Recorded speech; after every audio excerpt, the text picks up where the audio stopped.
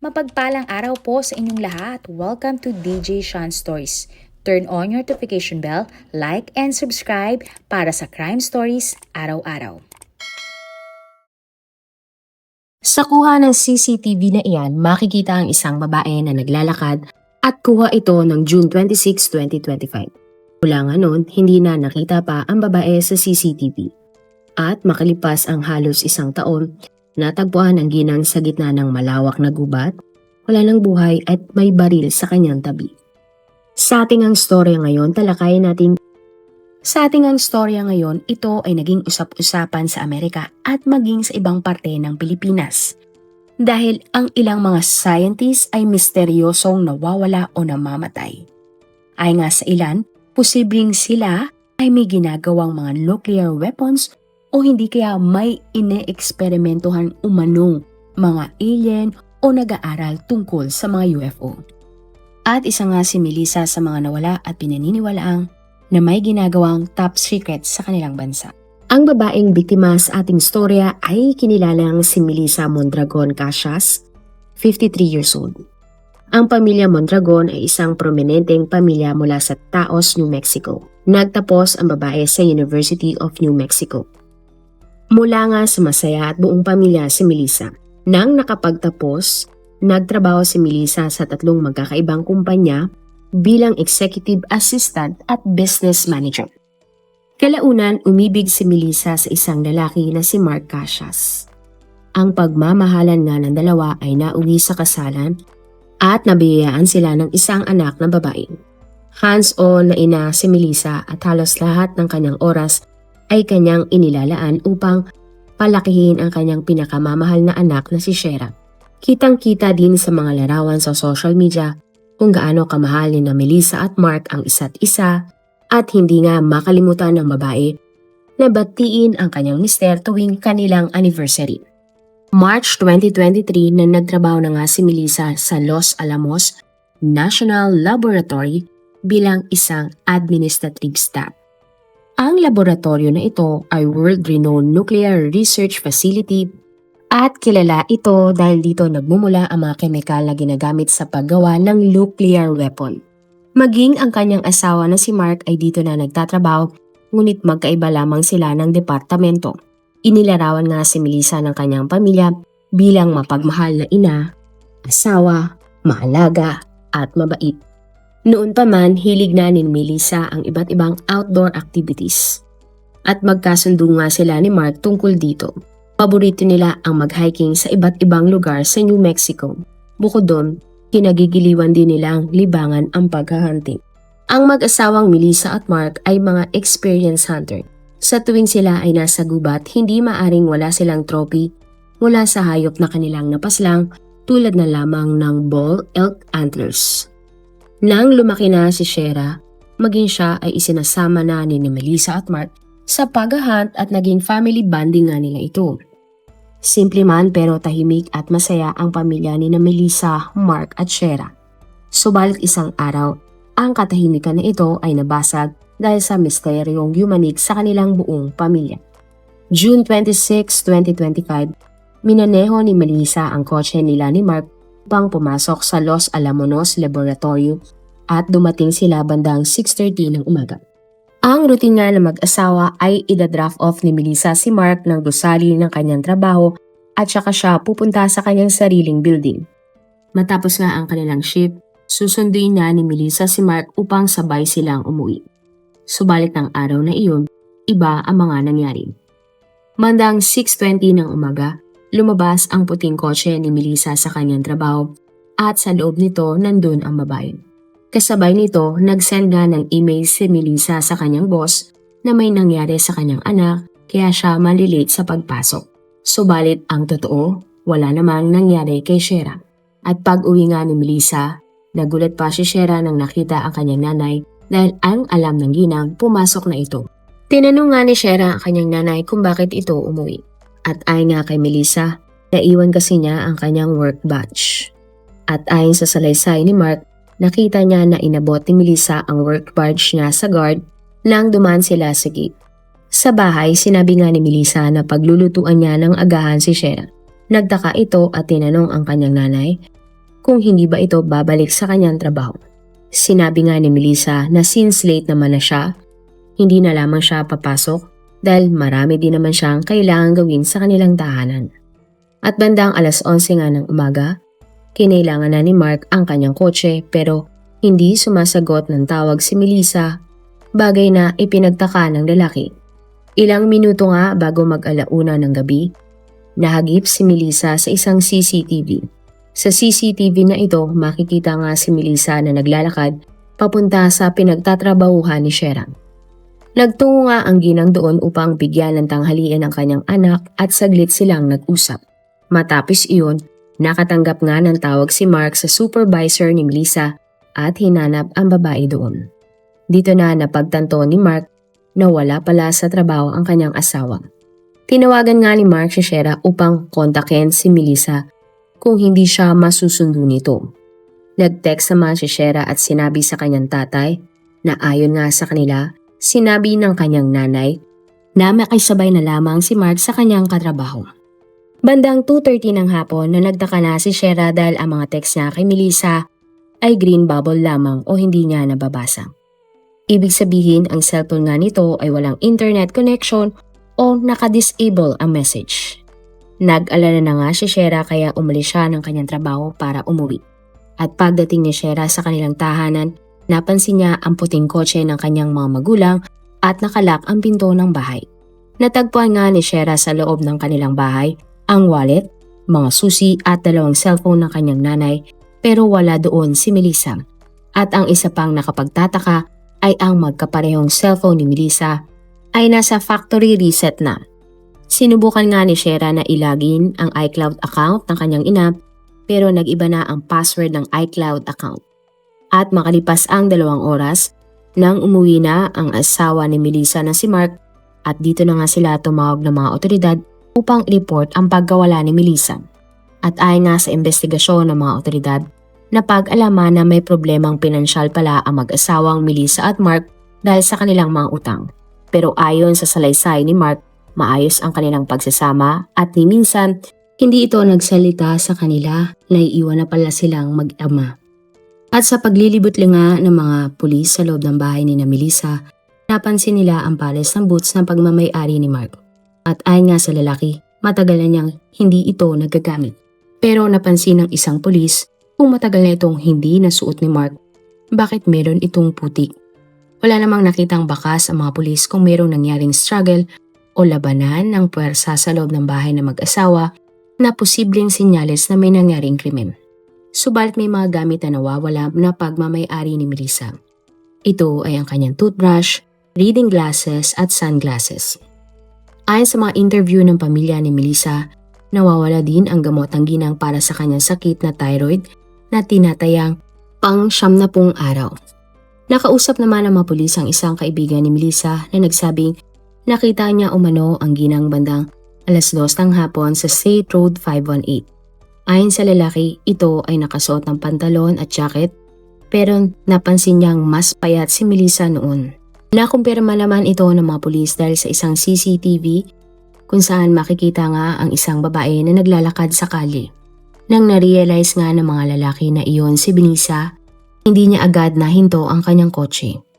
Naghanap nga ang lalaki ng U-turn area at nagmaneho pabalik sa area na kanyang tingin ay nandun si Melissa. Pero wala doon ang ginang. Ang nandun ay isang asul na pick-up na kotse na mabilis na tumakbo.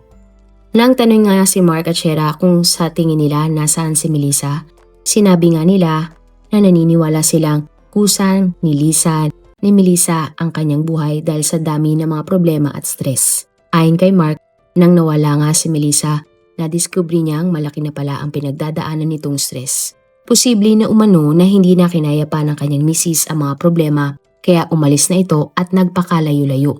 Pero iba naman ang tingin ng mga magulang at kapatid ni Melissa.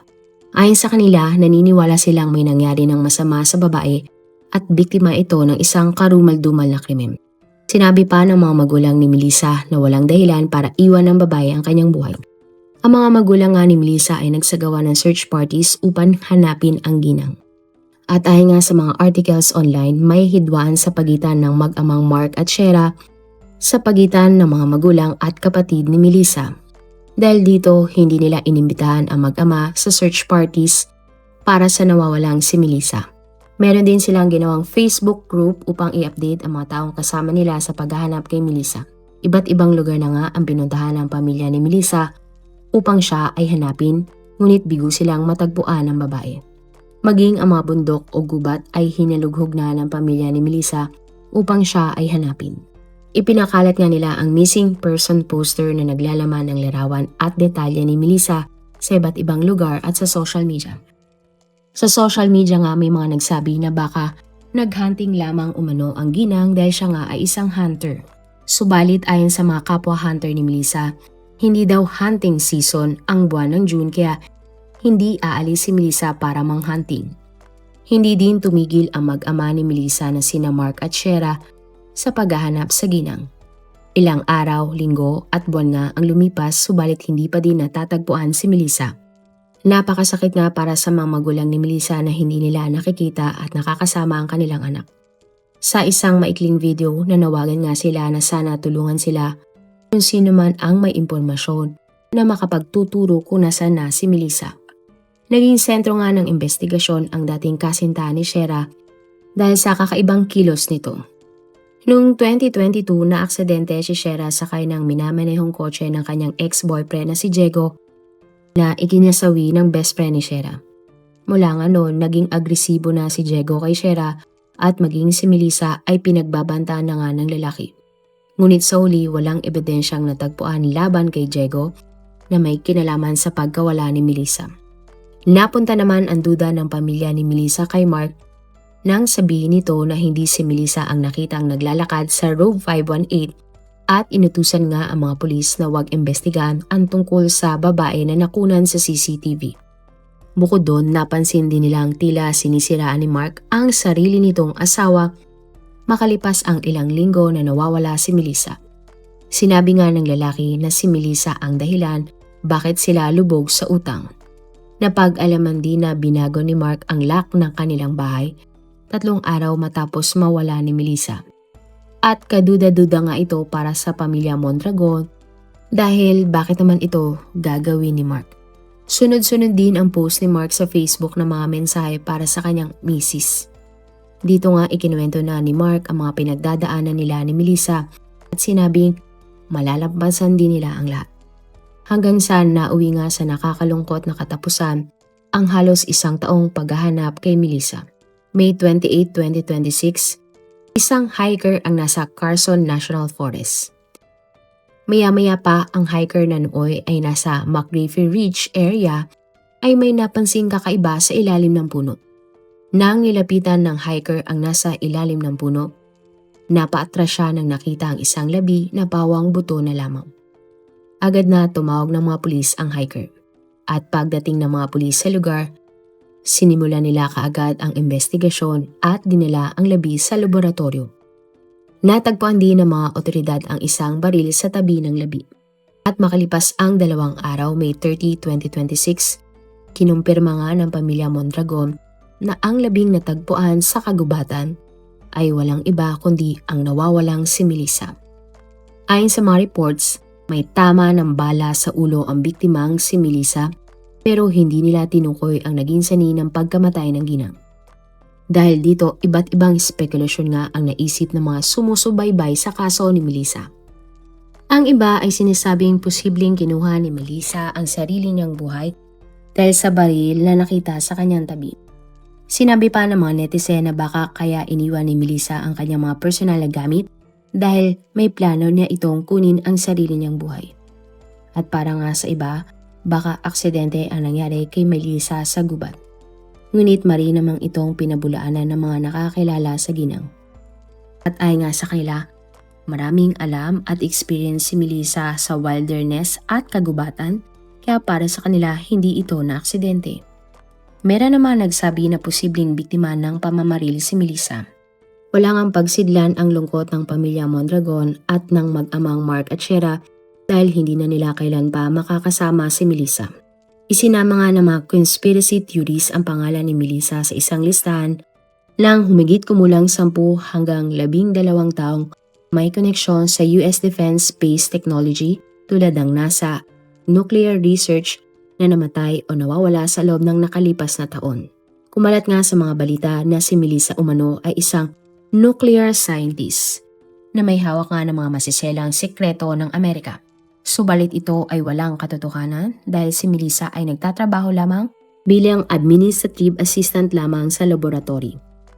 Naniniwala ang mga nagpakalat nito na may isang shadow group na sistematikong dinudukot o pinapatay ang mga Amerikanong eksperto na maraming nalalaman tungkol sa mga advanced weapons, anti-gravity tech o maging ang tungkol sa mga UFO. At para nga sa mga theories, ang pagpa-factory reset ng cellphone ni Melissa ay senyales na tinangka niyang burahin ang kanyang digital footprint dahil tinutugi siya o may nalaman siyang sekreto tungkol sa isang laboratorio. Pero pinasinungalingan naman ito ng ibang mga eksperto at sinasabing walang koneksyon ang mga naunang kaso kay Melissa. Ayon sa mga eksperto at media literacy organizations, ang pagkakaugnay-ugnay ng mga kasong ito ay isang halimbawa ng pattern seeking o hilig ng mga tao na maghanap ng pattern sa mga magkakahiwalay na trahedya. Ay naman sa mga pulis, mas nakatutok ang investigasyon sa personal na buhay ni Melissa, sa kanyang matinding stress na kanyang pinagdadaanan at hidwaan sa loob ng kanyang pamilya, kaysa sa anumang pambansang sikreto umano. Sa isang post naman ng Facebook page na gawa ng pamilya ni Melissa, sinabi nila na natagpuan si Melissa sa area na hinalughog na nila noong hinahanap pa din nila ang ginang. Kaya malaking palaisipan sa kanila kung bakit ngayon lamang natagpuan si Melissa.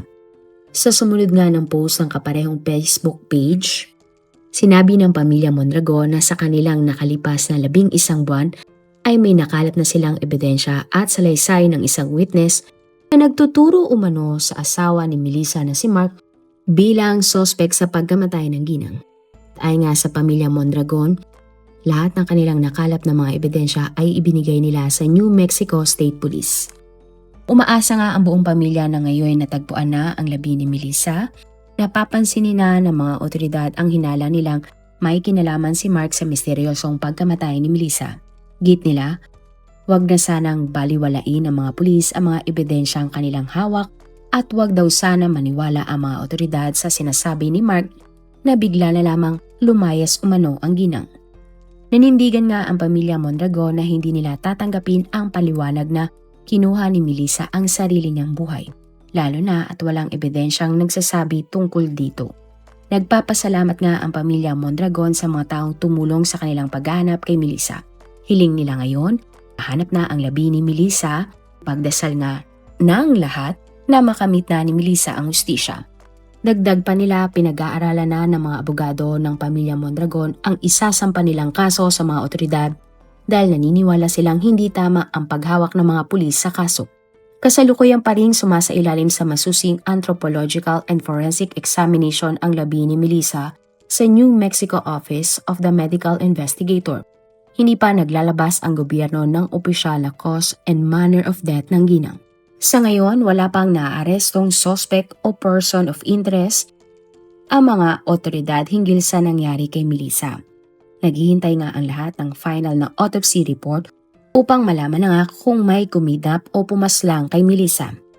At kung ito ay isang kaso ng pagkitil sa kanyang sariling buhay, dala ng matinding stress. Kung ikaw ang tatanungin, naniniwala ka bang may kinalaman ito sa sikreto umanong laboratorio kung saan posibleng gumagawa ang ilang mga nawawalang individual na mga nuclear bombs o pinag-aaralan nila ang UFO? Dahil sa totoo lamang hindi ito ang unang pagkakataon na may nawalang Amerikano at isang may mahalagang posisyon na pinag-aaralan ang mga nuclear weapons at UFO. Marami pong salamat sa inyong panonood. Meron ba kayong mga kwento na gusto nyong i-share sa ating mga manonood? O kung may personal po kayong kwento na gusto nyong i-feature sa ating channel, i-comment down below nyo lang ang inyong mga suggestions. Para naman po sa dagdag kalaman, i-subscribe nyo din po at i-follow ang ating iba pang YouTube channel katulad ng Tagalog Facts and Mysteries by DJ Sean at Manila Boy Wonder Philippines. Marami pong salamat sa pagsuporta nyo sa aming mga channel. God bless everyone!